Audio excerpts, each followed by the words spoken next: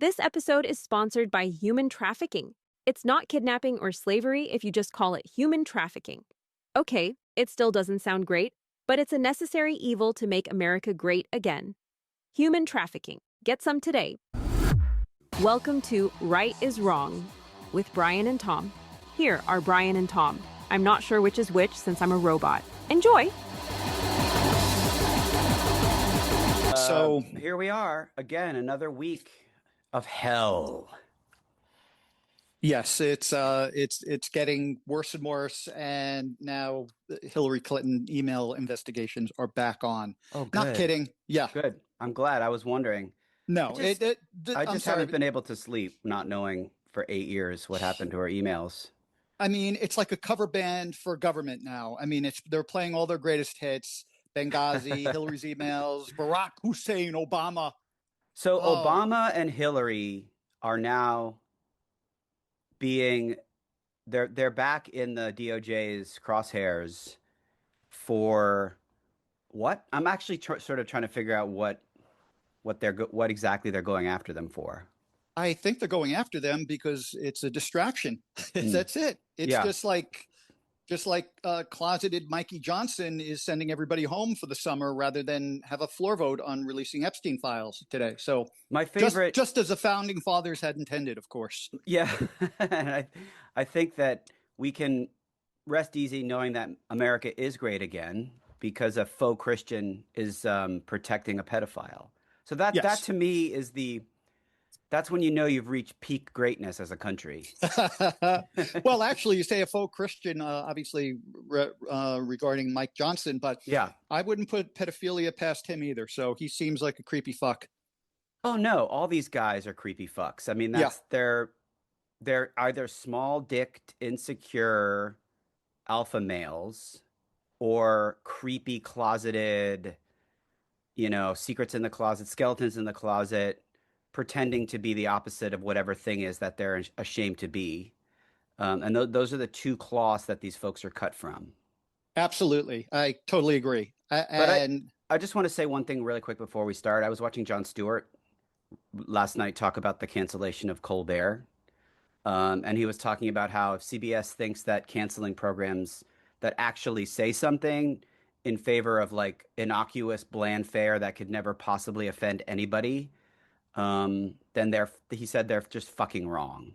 Like, people want to watch things that say something, that actually have substance, which I think is exactly why we're doing what we're doing, because little small upstarts like us have to continue to speak out and fill the void for all these corporate fucks who are going to cancel anything that says anything at all, right? I mean, they're just silencing anything that has any investigative or satirical content in favor of bland, like it's getting to the point where these types of podcasts are going to be what's going to have to say stuff, right? Because they're going to cancel all the TV comedians.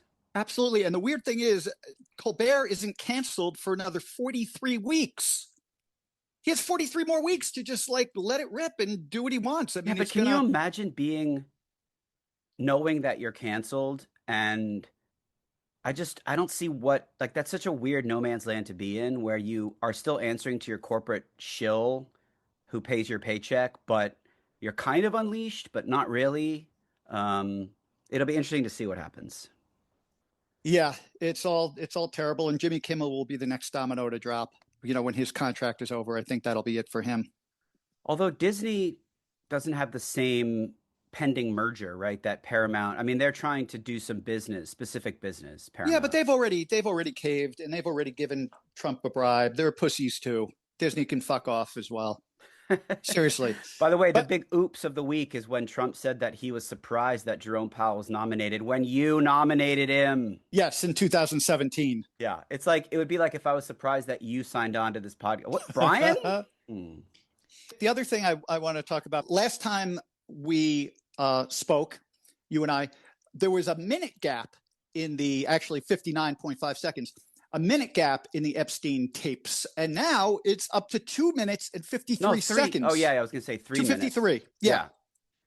I mean, you can almost run a mile. Well, It's really crazy. I mean, that's what Trump, Epstein was doing during that. He was running a mile. He wasn't getting yes. murdered. I mean, that's a lot of time. Trump can fuck 4 or 5 minors in that amount of time. Yeah, that's a good solid pop song length. I mean, Yes. that's like, yeah, that's a 1980s pop song right there. It's half of Hey Jude. No, it's 1/3. No, it's 2/5 of Hey Jude. But yeah, I Yes. mean, that's just, it's, my concern is that we're never going to know what actually happened. I mean, when will we actually get to the truth of the many things that are out there lingering, like the assassination attempt, the Russia interference, the Epstein thing? Like, there's so many things that are all seemingly implicate Trump in a variety of misdeeds, and the only one that's ever been proven in court was that fraud case, which of course didn't matter because he's president again. I don't think, you and I aren't going to get to the bottom of it. No, no. I think that things will come out because you can't, unless you're like a lone wolf or a lone gunman, you're always involved with other people in these schemes. And at least, even if you keep it on the down low, at least like 10 people know everything about everything. But Right. I think everybody's so scared of Trump. I don't think anything will happen until he's dead. And then people will write books or go on talk shows and say, hey, this is what really happened and I'm ashamed, but blah, blah, blah. I don't understand how nobody's come forward with this Epstein thing. I mean, there were many, many people involved. Oh, I And know. I mean, they said it can like fill up a public library with the right. files. So where are all the, I mean, I know Bill Clinton's one of them and he's not going to say anything, but where are all the other people? I have no Are idea. they And you know all what? in Trump's pocket somehow? If Bill Clinton is one of the people, like, I don't care what your political yeah, fuck affiliation him. is. Yeah. Yeah. Yeah. Yeah. If you're having sex with minors, then, you deserve to rot in prison. No, exactly. But they're supposed to, I mean, that was what this whole thing was supposed to be about. The DOJ was supposed to release the files so that those people could be held accountable. Right. And, and there have to be many other names on there that are in the public eye that would be, whose lives would be ruined. Yes. Supposedly Bill Gates is on there too, allegedly. Ugh, that's just. But it's like, I mean, by the time we record our next podcast after this one, I guarantee you, Ghislaine Maxwell will be pardoned. Oh yeah, they're meeting with her today. Yeah, but the pardon will happen, and she'll go on TV and she'll say, I did some Nothing bad things, happened. but Yeah. Trump was not involved. And then Trump will say, see? And then our side will be like, yeah, it's a little convenient. Then release the files without anything redacted. I don't think the files will be released. I mean, it's funny because Kash Patel, like 2 years ago, before he had his position, was like, yes, the FBI is in control of this and I want the files released. And same thing as Pam Bondi in February. It's like, the list is on my desk. On my desk. I'm just picturing a desk with just like a coffee mug and the list. or the list actually printed on the coffee mug. Yeah, it's just we should get coffee mugs made with the Epstein list. That would be that would be great. That would be a great gift. We do need to start selling some merch. Yes, I think that a coffee cup. I think the font will have to be very, very, very small. Very small. There's a lot of people on that list. 0.1 point, not even 1 point. Hello, I'm here for the interview for ICE. Are you a fucking asshole dickhead shitbrain? Yes, I am. Then welcome to ICE. Here is your Kevlar and your helmet and face hider mask and assortment of weapons and tear gas and bullets. What about zip ties? They're taped to your grenade launcher. Now go down to that elementary school and come back with some 4th graders. I'm excited because on this episode of Right is Wrong, I am going to try to break a Guinness World Record. I want you to time me, but I'm going to try to name all of the things that Trump has done, all the not illegal things, but just the bad things or the false promises that he made. In addition to being a sexual predator connected to Epstein, these are other things, so that you can get the whole picture of Trump. But I'm going to try to do it in as little time as possible. Do you happen to know what the world record is? The world record is, I think it's 31 seconds. Wow. So I'm going to try to get them all in before 31 seconds. So I want you to go ahead and start the timer. Okay, hang on. I will start the timer. Okay. And Yep. go. Lost the 2020 election. He caused an insurrection. He stole national security secrets. He's a convicted felon. He did not make you rich with his tariffs. He did not release any sort of health care plan, even though he said he had parts of a plan. He's increased the national debt and continues to do so every day. He did not bring peace through strength. He did not end the war in Ukraine. He did not end the war with Israel and Gaza. He's a terrible businessman. He's only rich because his parents gave him money. He turned to corruption to build his wealth. He's a convicted felon. He didn't get Mexico to pay for the wall. He didn't solve the debt with tariffs. He didn't get 90 trade deals in 90 days. In fact, he has 0. He had his Sun campaign staff meet with Russian agents during the 2016 campaign. He attempted a quid pro quo with Ukraine and Zelensky during the first term. He said he could terminate the Constitution and that he wouldn't rule out using the military against U.S. citizens prior to sending Marines to L.A. He lied over 30,000 times during his first presidency. He praises dictators and gangsters. He doesn't care about you at all. I went to get a snack, so can you do that again? I'll come back. No, that was 46 seconds. Ah, damn it. Yes. All right, well, I'm going to try again next week. Okay. Well, next week it'll be tougher because there'll be 5 more things you'll have to say. Yeah, exactly. But we should introduce our guest because we have a guest. Yes, so we're lucky enough to have, so a lot of people when Trump was elected the first time, and then obviously when he was elected the second time, they were like, I got to get out of this country. I can't be in America anymore. I need to leave. I can't live here under another Trump term. But nobody ever does. Nobody ever goes. No, but it's hard. I mean, that's the thing. Yeah. Is like, I mean, I do know some people actually who went to Portugal. I do know a couple folks, and there are some people that I know that have left. But I never, talked to them about the details of like what it was like and how hard it was to leave. But we are fortunate to have a guest with us today who, well, she did it. So let's bring her into the conversation. Welcome, Diane. Hi, Diane. Can I swear? Oh, yes, you can swear. And let me just, before we start, I am a multitasker, so I will be intermittently unloading my dishwasher as we speak. Great. I'm glad you're giving this your full attention. I was going to say, you can't take 5 minutes to stop doing that. I'll probably do some spoons and some knives after the next question, but it shouldn't be too bad. Can't take Brian seriously when he speaks about anything anyway, so don't worry about it. All right, let's get going. So we're here with Diane. Hi. And Diane has moved to Toronto from the United States. Mm-hmm. Toronto, Canada, in case there's any, just for disambiguation purposes, in case there's another Toronto somewhere. I mean, Canada is going to be the 51st state, Yeah. By the way, he kind of dropped that whole thing. I feel like he drops everything. Yeah, it's like that was like a week where it was Canada's gonna, and then I never heard anything more about that. You know what's funny is that being here as an American, I've been, kind of laying low and just seeing what the vibe is here, trying to be like a nice traveler.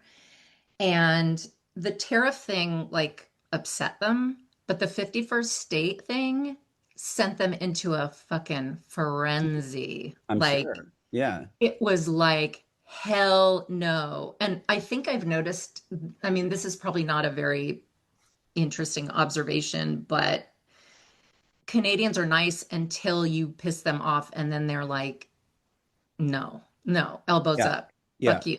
Like, I think it's where the fighting and the hockey comes in, and the driving in Toronto. My God, they're mean in their cars. They're mean. I think the fighting in hockey also comes from everybody's cold. You want to just punching people just kind of warms up your body a little bit. Right. Now, Diane, when exactly did you move? Well, we moved in February. Great time to move to Canada. Yeah. But we started the process 4 years ago. So you started the process when Biden was still president, or when he had just become.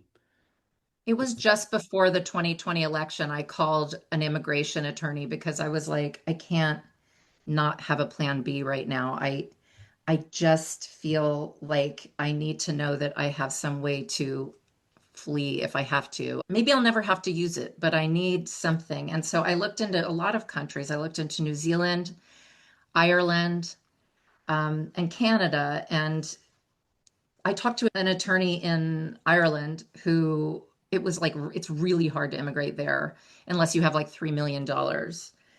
When I talked to the attorney, and same with New Zealand, unless you're like a civil engineer, like they have specific jobs they're looking for. But in Canada, I talked to this attorney and he asked me a few questions and he said, I think there's a program you can apply for. And so all through the Biden presidency, we were getting emails from this office saying, okay, now go get your fingerprints done at this place. Now go get your picture taken at this one place that does the specs for Canada. So were you and so, were yeah. you anticipating Trump winning again? In other words, why'd you wait till the end of Trump's presidency to try to leave? Was it just like you were worried about the future and what might happen? Yeah, well, I have kids and I was worried for them. We applied right before the 2020 election, so I wasn't sure who was going to win. Got Um, it. and it turned out to be prescient because, 4 years later it came through and it was right before the 2024 election. And I was really hoping you know, we'd never have to use it, but here we are. Now, do you or your husband have Canadian citizenship, or you found a loophole, or how did you get into Canada? Yeah, so that was what we applied for 4 years ago, and it's permanent residency. So that's what came through um, right before the 2024 election. So we applied in 2020 through this immigration attorney, and then, like I said, for 4 years we were sending documents and pictures and fingerprints and all sorts of things. We didn't even know if they would approve us, but we were just, doing it. So it took And, 4 years to complete this process? yes, and it was during COVID, so I think that's why it took longer. I'm Oh not yeah, sure yeah. why things take longer during COVID. Like it's paperwork is paperwork, but I don't know why, but that's why Well, I think people were moving slower with masks on. right, Yes. exactly. It's harder to breathe or something. I don't know. Yeah, Yeah, but yeah. anyway, and the Canadian government is very bureaucratic and they make sure you have every little detail taken care of.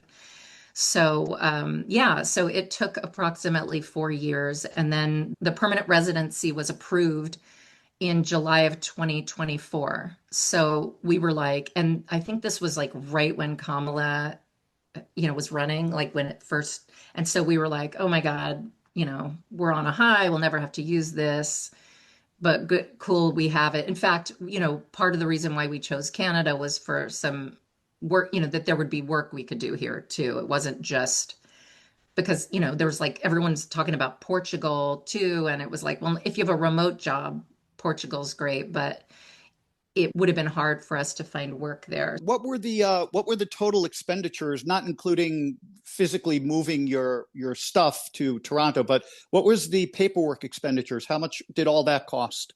Yeah, so this is one of the reasons why I kept it on the down low, because it's a real privilege to have been able to do it, because I know most people can't just pick up and move. And it was very expensive. It was the legal fees plus all the government fees. And then, like you said, moving everything was a lot. And it's not like we moved to a cheap place. Toronto's It's expensive. Yeah. Where did you move from? from Los Angeles. Yeah. So it's about the same in terms of like costs. So But what's a ballpark figure for the immigration and the Canadian paper fees? oh my God. Just Well, a ballpark okay, let's like $20,000. total. Okay, plus the moving. I mean, that's a really ballpark figure, but Yeah. yeah, it was expensive and it was all over time. Everything you go do costs another. Like we had to do a medical exam, for example, and there's one guy in LA who does them. And so you have to go all the way across town and then they can charge you whatever they want. Only one guy in all of LA. There's pretty much, yeah. And there's only one guy in LA that takes the pictures that are of the proper specs. Like if you get passport photos done at Costco or whatever, they'll reject them. So you have to go to the person who really knows the specs for immigration. So it's, $20,000 is not a lot to be Trump free in your, I mean, at least to be in a well, country. I mean, to me, it was worth every penny to have this feeling of, you know, just a way to escape. No, And I joke. I said to my wife, I said this many times, and I guess it just proves I'm a liar. But I was like, if Trump wins, we're leaving. I said that for not the first time, but the second time. And I was like, I think he's going to win. Everyone's like, no, Kamala's going to win. I said, nah, I don't feel comfortable. I don't think it's going to turn out well. And I said, okay, we're definitely moving to Canada. And of course we didn't, but, but because it's like, not that easy. no, I mean, no, it takes time. I mean, you can't just, you can't I just mean, go the thing like, is, we're out. Yeah. I mean, I wish I never had to go. Like, it's been really hard. I miss home, you know? Yeah. See, Um, sometimes at this point with Trump, I wish I had never been born. I mean, I wish I were kidding. This is no, horrible. you're not like, I completely relate to what you're saying. Like, honestly, this is the first, and this was even in 2016. I used to be jealous of dead people. I But would be then like, oh my God, the dead people that I COVID came know around. COVID do was not have to deal with this.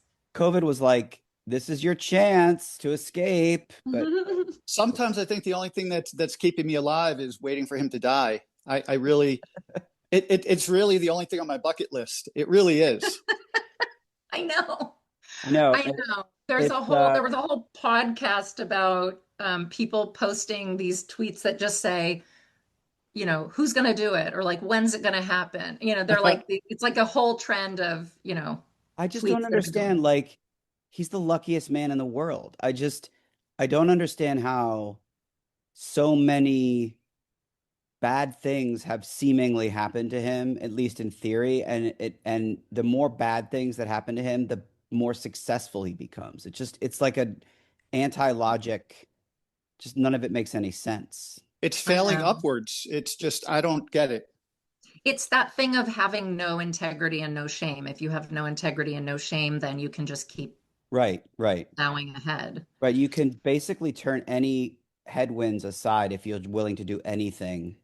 Um, And and I'm the so lying, tempted yeah. to, well, I don't know if this is too topical, but the Jeffrey Epstein thing is touching all of the buttons of like, oh my God, maybe this is it, Oh yeah. But we've Yeah. gotten it's like being in a relationship when you're like, okay, now maybe now it's going to be good. It's the same psychology. It's like this is going to be the thing that finally gets rid of him, but we've been through Yeah. that an abusive relationship where we've been through that over a dozen times. This is going to be the impeachment's going to be it. It started with Zelensky back in like 2018 or whatever Oh that my thing was. God. We're Yeah, like, Yep. this is going to be it. And we've had about 100 of those, and it never is. I So, know. Trump could seriously be at a Coldplay concert raping a 6-year-old on the screen, and everybody would be like, "Oh no, they're enjoying the music." They'll be like, It's it's a deep fake. yeah. Yeah. it's deep fake. Yeah, that's the thing. But now, Diane, what you've Yeah. been there about half a year approximately. What is the best and worst thing about moving? Like, is something that you didn't think would be as good, and something that you didn't think would be as tough? Great question. Well, sort of keeping with the political nature of your podcast, the part I feel bad about is leaving people behind. I feel like I've sort of, left people behind, and there are people really suffering, especially what's going on with ICE and everything in my hometown. I want to be there to like put my body in front of people that are being kidnapped. And, if I were home, I'd be doing that. And so there's a part of me that feels a pull, you know, sort of a guilt for leaving. So and I kind of knew I would feel that. That was not really a surprise. And it's hard to do anything from here. There are people here doing stuff, but it's nothing like what's going on at home. Have you experienced anti-Americanism? Like, somebody's talking to you, and then once they find out that you're an American, they're like kind of disgusted at you and they hate you, or you've been embraced with open arms. I was expecting the disgust, and instead it's been an embrace. And so I was expecting them to be like, we don't want you here. Like, go home and deal with your fucked up situation. But instead, they all say the same thing, which is like, welcome to Canada. We're so glad you're here, and we're horrified at what's going on in your country. Well, Now, it's like a domestic abuse shelter. exactly, Like, exactly. welcome with you're escaping an abusive relationship. You're welcome here. Yeah. That's the And then approach. maybe, I mean, it's possible, because some people have warned me that the Canadians are passive aggressive. So it could be that then the minute Behind your we back. part ways, they're like, Yeah. fuck them, Like, But I no, don't, I mean, I think that context is, you're moving there because you feel like you're more like-minded. You're not going in, you're not a missionary that's coming there to change them. You're there to exactly. help keep your values intact. How have your kids adjusted? They love it. They love it. And I'm so relieved because, that's a big move, but they really like it here. And I mean, I think they have heard enough ranting and raving from us about Trump that they're glad to be gone from that. I wanted to ask you about tariffs. I don't know if you've been there long enough to realize if the tariffs have affected prices yet, or if it's too soon. People just aren't buying American, so they're not affecting prices. Hang on, I Yes, just gotta thank you. I gotta get these forks out of the dishwasher. Appreciate you going full circle with that bit. You want to come stay in my safe house, you give me a call. I'm here for you. I'm here You for might- all of you. Well, Diane, thanks for joining us and filling us in on how you got out, you escaped. Yes, Diane, thank you so much for appearing on Right is Wrong. Brian, I learned a new word this week that I wanted to share that applies to Trump. And it's because we all call him a fucker and you want to go fuck you. And like even Colbert said, go fuck yourself yesterday. Oh, good. It's a British term and it's cockwomble. And a cockwomble is a derogatory British slang for a person, usually male, who is prone to making outrageously stupid statements and inappropriate behavior while having a very high opinion of their own wisdom and importance.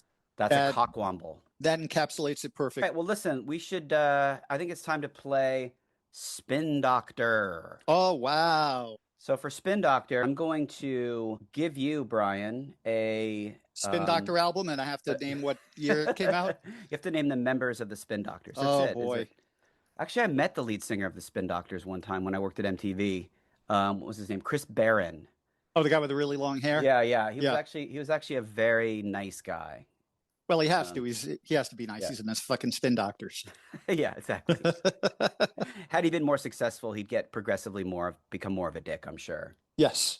All right, I'm going to give you something that the Trump administration did this past week, and you need to pretend you're the press secretary for the administration and spin it so it doesn't sound so fucking stupid or bad or lame. So I'm Caroline. I'm Caroline Levitt then. Yeah, basically, without the fake blonde hair and the Botox and the cross. face.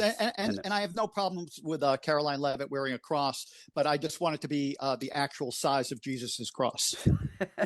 If she wants to wear something, if she wants to wear a life size, a regulation cross, that's fine. All right, so here we go. Okay, I'll do my best. Are you ready? Okay.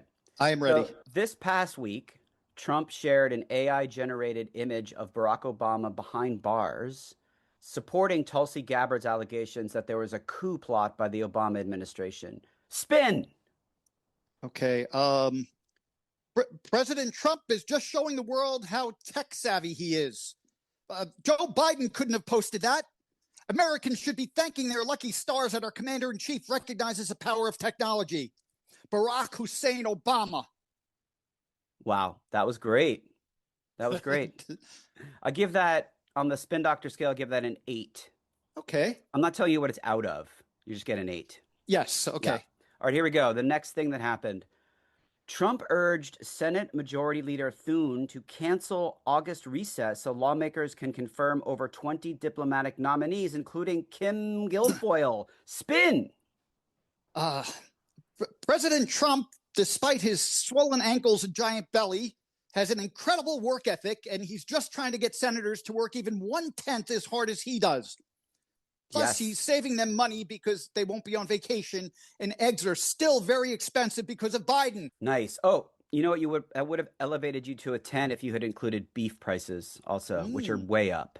Beef prices are the new egg prices. Exactly. All right, here we go. Number 3. Are there more? Oh, okay. Yeah, 2 more. At a Pennsylvania event, Trump touted $90 billion in pledged investment under the Trump effect, but many deals predated his term or are years away. Spin! Okay. Every bill that Joe Biden signed was with an auto pen, which means he didn't really sign them. President Trump signs things with a Sharpie, and there's no such thing as an auto pen Sharpie. So you know it's the real deal. And David Mamet, the new czar of signing shit, will verify that. I like the czar of signing shit. That's good. I couldn't decide whether it should be David Mamet or Jake Paul. Mamet's a good intellectual reference. You know? Yeah, I think our intellectual listeners will appreciate that. And he's also a notorious asshole. Oh, he's I have nothing good to say about him. No. Although I have enjoyed his work. I'll be honest. Glengarry Glen Ross is a good fucking play. Oh, phenomenal.